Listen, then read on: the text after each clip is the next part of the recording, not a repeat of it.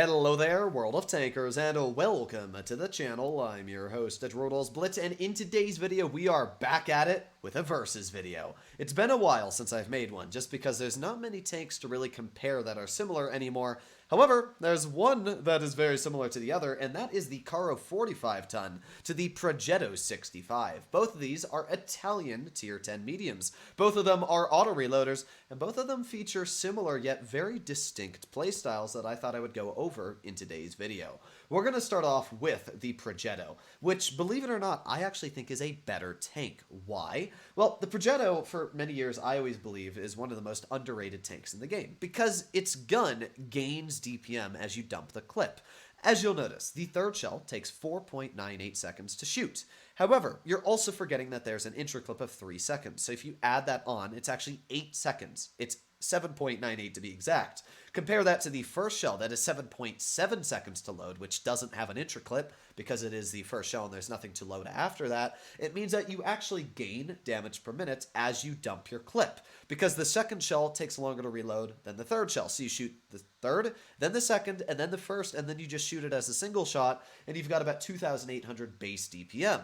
It's actually quite impressive. Because of that, it makes it almost impossible to push a decent Progetto player. Add that on to the fact that with refined gun, its dispersion is actually decent. It's got okay aiming time. Its mobility is great. Top speed of 58, great reverse speed of 23, and a good power to weight, plus 9 degrees of gun depression. I think the Progetto is actually a really underrated vehicle. This is definitely a line I'm tempted to grind for on my free-to-play account just because of how dang fun it is. Now, I should point out that there definitely are downsides to the Progetto. Its armor is not great. While its upper plate is incredibly troll and can definitely get a lot of bounces, the turret is what I like to call a paper bag, because that's what it looks like and that's how its armor really is. The turret does not have armor. It's like 150 thick, so you will penetrate it very easily. The lower plate is terrible. The side armor is awful. You can even HE the majority of this tank's sides. So the armor is not great on this tank. I do have to say I think the look of this vehicle is amazing. Definitely one of the best looking tier 10s in the game. I'm waiting for Wargaming to give it PBR, please. But yeah, I really just love the Progetto. And the other great thing is that, unlike the Caro 45-ton, this vehicle does not have a reserve shell, which means you don't have to wait 20 seconds to get your clip loaded at the beginning of the game. So we spotted the 62A off to the side. What do we have up against us? 62A, Sheridan, and that's all they got for mobility. We did get a nice little chunk of assistance damage there from, I would guess, a tank destroyer or something that shot that 62A in the back. The only thing I'm a little worried about is a Sheridan sitting there. So let's take a blind shot. If we get detected, we know there's one there. Well, it's not actually a Sheridan sitting there, oddly enough, but there is a grill there. Alright, so what we're going to do is I'm going to just try and cross this. That grill is obviously detected, and what that means is there's no way he's going to poke me right now, so I'm going to go over here, like so, and I'm going to send this 62A. Hello there, how you doing? Goodbye. Alright, nice, long live that guy. And we got a nice shell as well into the enemy grill. I kind of figured the Sheridan was going to shoot me, but I don't really get why, because now he's just going to be YOLO'd. He should have just ran when he had the opportunity. So we got the grill off to the side still, and we're going to aim in one shell on his turret. There you go. And because we're an auto-reloader, we should be able to get the second shell out, but we didn't. It's fine, though. The 200 LT finished him off. And with that, already, this is becoming an incredibly easy win. We can see that the majority of heavy side is already being rushed and cleared fairly quickly. I mean, look at that. They have almost nothing left. The only tank really that has hit points left is the 50B, who I'm going to be sending it for because that is a decent chunk of HP. So here we go. There's the enemy 50B. One easy shell into the rear of his tank. With that, we're up to only 1,300 damage.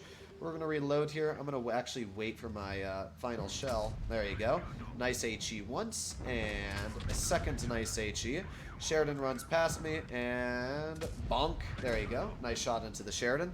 And with that, not an incredibly high damage game, but to be honest, I couldn't have done any more damage unless I had sent it, but I kind of did send it. So really, that was just a steamroll on both sides. Their heavies must have instantly fallen apart. 2,500 damage, I will take it. Plus, we were able to assist 450, so just about 3,000 combined. Looks like our 4005 was able to absolutely farm I mean, even my T100 LT, which did decent, was bottom on the team just about with 2,000.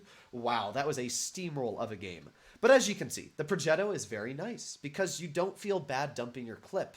So I was able to dump that 50B, and then I was able to use that extra shell on the Sheridan. I never really worried. I just dump my shells when I need to and go back in the cover. And that's what the Progetto is really good at. Now we move on to the Caro 45 ton. Now this vehicle is, I have to say, a lot cooler looking. This is one of the best looking tanks in tier 10. And while it does look like a futuristic, heavily armored vehicle, it's not. The turret has no armor, the hull has no armor, so do not expect to mount shells when fighting this vehicle. Even when it's fully hulled down, you can just load heat and pen the turret just about every single time. Mobility-wise, it's actually fast. It's got a good power to weight of 20 and a top speed of 55. Not as fast as the Progetto, but it's still pretty dang good. It's got 10 degrees of gun depression, or actually 9, so the same as the Progetto.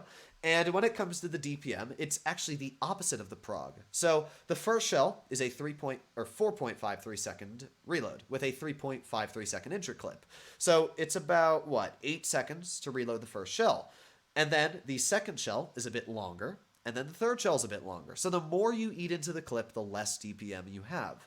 But you do, I should point out, have more alpha than the Progetto at 380 instead of 350. You also have worse dispersion and aiming time, which is impressive, but you do. 0.344 dispersion and an aiming time of 3.6 seconds. So it's a weird tank. It really is. It's got a lot of good things going for it. The alpha's great. The gun depression's fantastic. And the clip, it's basically like a Progetto clip, but reverse. And because of that, that's kind of why I feel the Progetto is better. Because in the Prog, you can essentially just dump your clip into somebody for 1,050 damage and then still have 2,800 DPM after that to shoot at them. Where this tank, if you dump your clip, you're actually losing your DPM, and you're going to have to wait at least 15 seconds to get all of your shells back before you can start shooting that person, which means that, well, you're not nearly as effective as a Progetto. It's kind of weird when you think about it like that, but yeah, as overpowered as people think the Caro is, essentially the Progetto is a better version of it because the Prog gains DPM when it shoots its shells. This tank loses DPM. Like, sure, its single shot DPM on the Caro is 2,800, but who's going to shoot this tank as a single shot? The whole point of it is an auto-reloader. If you're going to shoot it as a single shot, it defeats the whole purpose of using this tank as an auto-reloader, in my opinion.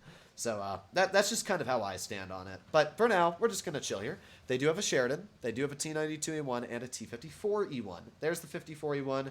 We're still reloading here, a little bit longer. There's the 92, and oh yeah, look at that. Right through the train rails. That was a bit lucky, I'll be completely honest, but it did connect, so I can't complain. Let's wait for our final shell, and there you go. Look at that, 447 roll into that Sheridan. You cannot get that from any other medium, essentially, in Tier 8. Maybe, or Tier 8, yes, Tier 8! But you can't get that from really any other medium apart from a 121. That is a very, very nasty roll. Alright, well, we're just going to chill here for now. We can definitely see there's a heavy there, but the problem is you can see the majority of my team isn't here, which means I cannot push because I will probably be pooped on. So I'm just going to wait here for now. The 5A is right on the other side of this this rock. And there's the Sheridan again. Let's aim in. Another nice shot into his vehicle. Come on, poke it. Ah, I was hoping he was just going to stay out there a little bit longer. But you know what? I'll take the free shot into the WZ-113. We not only assisted 900 because we spotted him, but we also got him for a decent chunk of damage. And this is where being an auto-reloader is once again great, because I can just chill here, wait for my clip to reload, and let me just bonk the Sheridan again. I'm not sure why that Sheridan is allowing me to get so many free... Well then, that's called bad luck. That's really the best word to describe what just happened there.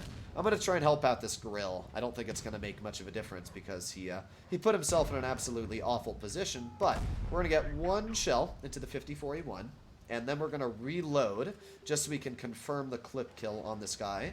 So there you go. One easy shell into the 54E1, and two easy shells into the 54E1, and we got tracked, but it shouldn't matter all too much. I'm not going to worry about him, though, because he's dead. So we're going to make our way over towards the WZ-113. Let's aim it on his turret. That was a very, very sad moment for my gun there. But we're doing good. I mean, we've already done 3,300 damage. We've just been able to farm a bit. a bit more than we would have been able to in the Progetto game last battle. I can tell you for a fact that the Caro in that last battle would have gotten almost no damage out. But let's see if we can get a free shell into you. Thank you very much. And let's go for one more.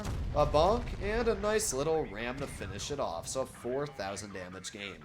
As you can see, both of these tanks are very good. I think they're both fantastic vehicles, and they're both good at their own thing. The Caro, we did pretty good in. I can definitely say the Progetto would have done a bit better, not only on the intra-clip for shooting like that Sheridan we bounced on the edge of the turret, but as well, it would have been better for dumping on that 54E1 and then just killing with single-shot DPM. So it is weird to compare these two tanks because they are almost polar opposites on how their guns work, but they're both absolutely fantastic and can get the job done. Hopefully, you enjoyed today's video. If you'd like to see more like it, please consider smashing that subscribe button down below. I'll see you in the next one. Bye-bye.